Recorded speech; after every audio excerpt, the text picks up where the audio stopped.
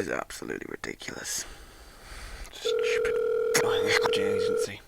Perfectly safe, they said. Sturdy as a regular hanging house, apparently. Worms and centipedes coming through the cracks, floorboards rotten today, the goddamn roof caves in.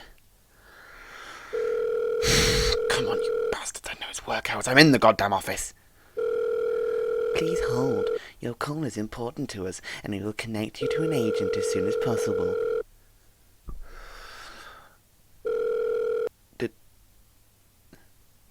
They just hung up on me.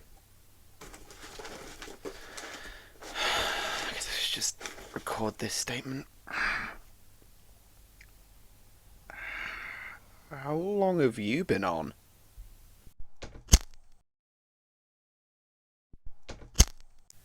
Statement of Matthew Rose regarding a possessed toy and the events surrounding it.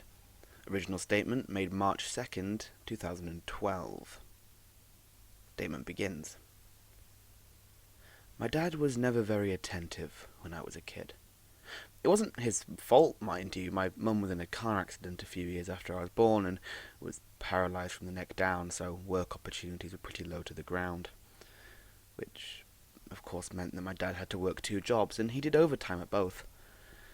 Anyway, for the first time in a few years, he managed to get paid leave for Christmas, so he was home to see me opening the gift he'd gotten me that year. It was one of those virtual pets, the ones you pretend to feed and it cries and stuff. It wasn't a popular mainstream brand, but it was still in the box. My first-hand gift.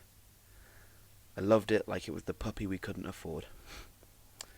I fed it every day, I pet it, I even took it for walks, by which I mean I went for a walk around my village and held it out in front of me. It was great.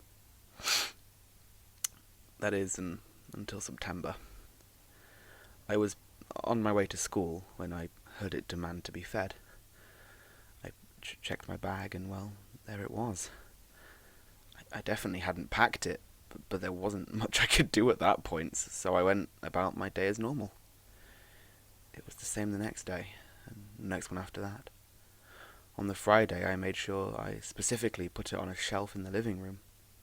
I walked backwards out of the front door so that I could keep my eyes on it until I closed the door. Hell, I even watched it through my window as I walked away to make sure it didn't move. And yet, at lunchtime, when I went to grab my sandwich out of my bag, well, there it was. Even then, I didn't take any action until I woke up one night and it was sat on top of me, which would have been odd by itself, but the fact that I had put it in my wardrobe and almost all my clothes meant that I finally had to do something. In the dead of night, I took my trowel in one hand and that furry mechanical monster in the other, and I snuck down into the garden. I dug a hole big enough to drop the thing in, took the battery out and let go. I watched it break as it hit the bottom. I distinctly remember 2 yellow wires popping out of the side of it. I filled the hole back up. It was getting light, so I had to quickly run inside and get back under the covers before my mum came to wake me up.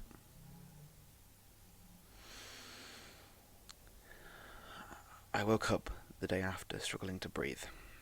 It didn't last long, so I just attributed to sleep apnea, and I continued on my day. I found it hard to breathe periodically throughout the entire day, but again, it was never for longer than a few seconds, so I just wrote it off. The next day was the same, but it was worse.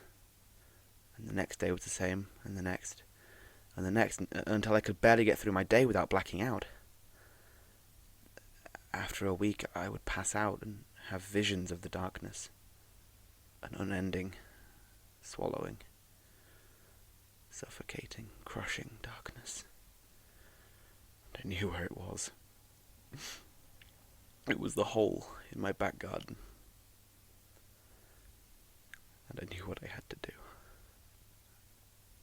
I went down after school,